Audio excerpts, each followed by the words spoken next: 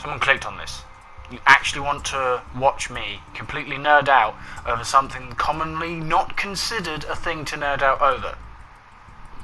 Okay then. Hello and welcome to TSW, Train Simulator World, produced by Dovetail Games for PS4, Xbox and PC. This company specialises in simulators like Train Simulator, Flight Simulator and Eurofishing. Of course, they've added World to Eurofishing and Train Sim. We're looking at the former. Now, in TSW you have to choose a particular line that you want to do.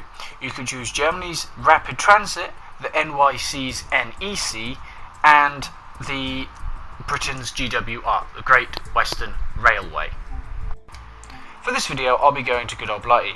Now for each line you will use the specific locomotives associated with the line you're on. So on the GWR, for instance, you have the Class 43, which is the high-speed train, the passenger Class 166, and of course the Class 66 DBS, otherwise known as the Shed. Now obviously the HST is the fastest and basically normally travels from one end of the track to the other end. The passenger train goes between different stations and the Shed does freight. So basically it just carries wagons to a location. Now, you have two options. You can either use scenarios or services. The services are the routes with no challenges, so basically it's just the route from one end of the track to another end of the track, or from one location to another location. With the scenarios, they're special routes with bits added in. So, for example, a train is broken down and you've got to avoid them, or with a with the Shed, you can tow them, or something like that. In other words, it tests your skills on how to use the train. Okay, let's just get the obvious stuff out of the way, the drawbacks, because unfortunately with a game like this there are more drawbacks than there are positive things, so let's just get them out of the way so that I can get on to the positive stuff, and that's that. And I know it's a bit odd doing it this way around, but to be honest it's just a lot easier. So, there are a few, as I said, drawbacks. 1. Online mode, you must be dead on time. Reason for this is that if you're too fast, you'll meet a red light and you'll have to slow down and stop. Or you'll go too fast, you'll go too slow, and another train will get ahead of you and therefore be in the wrong place at the wrong time for you, and you will never be able to move ever again, so then you'll be stuffed. Okay, so let's just go through a few things on the systems basically. Ahead of me, in about 0.7 miles, you can see that I'm about to go through a green light. This means that the section ahead of that green light, between that green light and the green light after it, or hopefully whatever light it is after it, that section has no actual train in it. Okay? So the green light tells me if the section is clear. Yellow light tells me the section ahead of the section I'm about to go through isn't clear.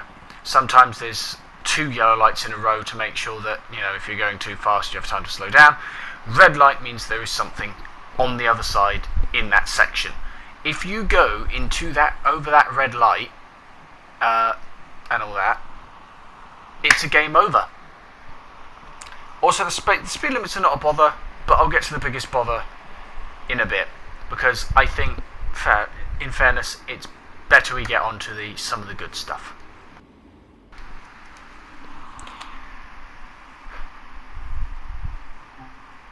Now, one of the good features in this game is the ability to get up out of the driver's seat and have a walk around. So you can walk up and down the train, you can sit in a passenger seat, you can't really go to the toilet, you can turn your headlight on, and yet unfortunately there are a few odd glitches here and there. So for example, as you just saw when I turned the light on, that there was rain for some strange reason pouring through the roof of the train, which is fantastic. And again, one of the things I'm going to say a lot in this game is it's really accurate. So at the moment I can't open the doors leading off the train because technically they would be locked, so end of story, not allowed to do that. So another thing you can do in this game is free roam. You're allowed to walk around the stations and explore and fight and do all that sort of stuff. It would be nice though if you could go all the way to Oxford, because on this particular one I'm doing here is the London Paddington to Oxford, so it would be nice, but let's just get over that right now. You can find collectibles on these stations. On the GWR lines you can find maps, safety hazard signs I think, and dispatch patterns. Now, right, another thing I like is the fact that all the buttons inside the cab do something. And I'm not talking like one or two, I'm talking like pretty much all the buttons in the cab do something. So I can turn the cab light on, I can turn the wipers on if I need to, for example. Here we go. Where is it? There you are. Which will help me during rainy or blizzard conditions where I can't physically see out. I can use the blind if it's too sunny. Normally you have to turn on the lights before you drive, so it's naughty that I didn't do that. Horn, there's a horn that you can use.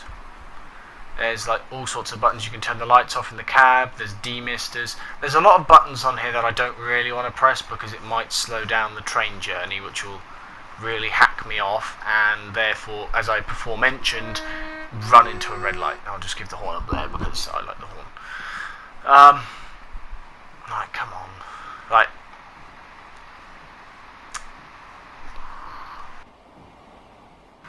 Right, we're going to jump back to that station. Here we are.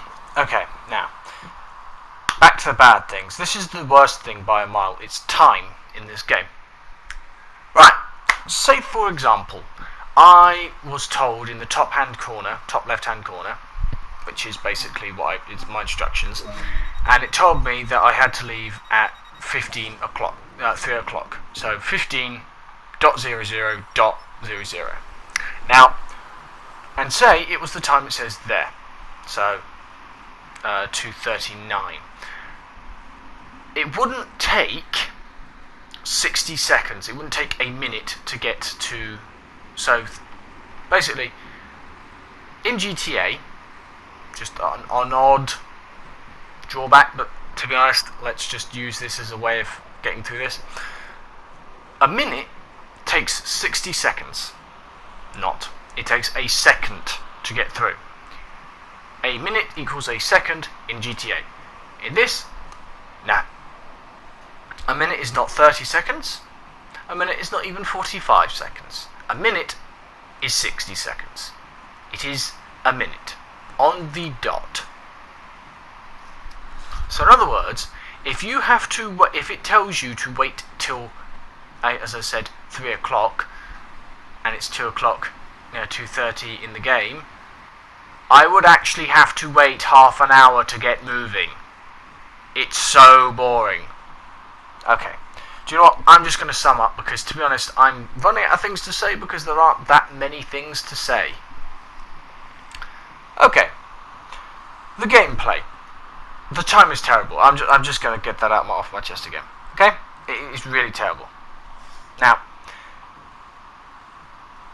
the thing is that, like, some of the controls react to buttons on your controller, as you would expect. So, for example, pressing the circle activates the AWS, which is basically like a little alarm system that goes off every minute or so to tell you, to make sure that you're still awake driving the train.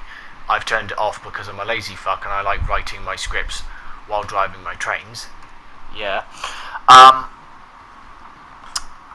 The accelerator is R2 and all that sort of stuff. But the problem is, though, is that there are important buttons that you need to know where they are in the train or you're not doing anything. So, for example, if you're doing a trip at midnight in game time, you need to know where the lights are, you need to know where the cab light is, and you need to know where the windscreen wiper is. Because the windscreen, well, if it's raining or blizzard, you need the windscreen wiper, because then you won't be able to bloody see. The cab light, you won't be able to see what buttons you're pressing, so you might accidentally shut down the train by accident. And of course, you need the frickin' lights to tell people where the frick you are, and you're not allowed to not drive with them, so it's kind of a pain in the arse when you can't see where the buttons are, so it might actually help if there's a fucking shortcut for it. But I digress. However, the controls are responsive, so when you press the R2, it'll fucking go. The train will start moving. Well, if you're doing it correctly. If you're doing it wrong, the train won't fucking move. And the feeling of speed accomplished is really good. Now, I know for a fact that because that the time is to scale, so it must mean that the mileage is to scale, which then means the speed is to scale. I'm not sure whether that's correct or not, but I'm pretty sure it is. The point where I'm trying to get at is because of all this, the feeling of speed that they accomplish in this game is accurate to the actual speeds of the trains. And I'm saying this now, it's impressive. So I'm going to give this a 6 out of 10 for the gameplay. Okay, now, to illustrate the graphics point, I've just jumped us ahead to Reading, okay? So while I'm unloading. The graphics in this game, they're not amazing. I have to equate them to Payday, because when I first got on this game and I looked at another pedestrian on this game, because I was, funnily enough, getting on a train to do a scenario, it looks a lot like Payday outside, but the trains don't look half bad. I mean, the rain physics is fucking beautiful.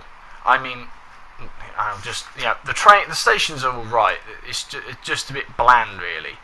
I mean, if I went there and took a picture, I'm pretty sure that, one, there'd be some differences, and two, it's tacky, to say the least. You'd think that they'd give the same sort of quality of finish to the stations as they have done to the trains.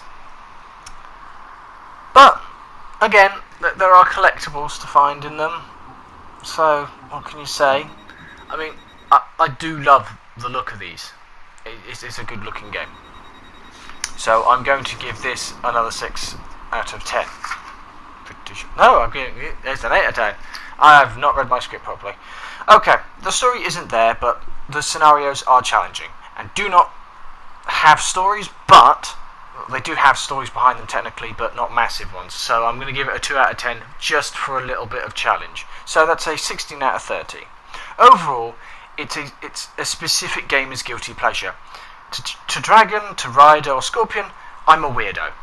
But for me, I love playing it, but I'm happy playing it, and that's fine. Thank you for watching. I'm Richworth, and, well, see you next time. Please subscribe, obviously.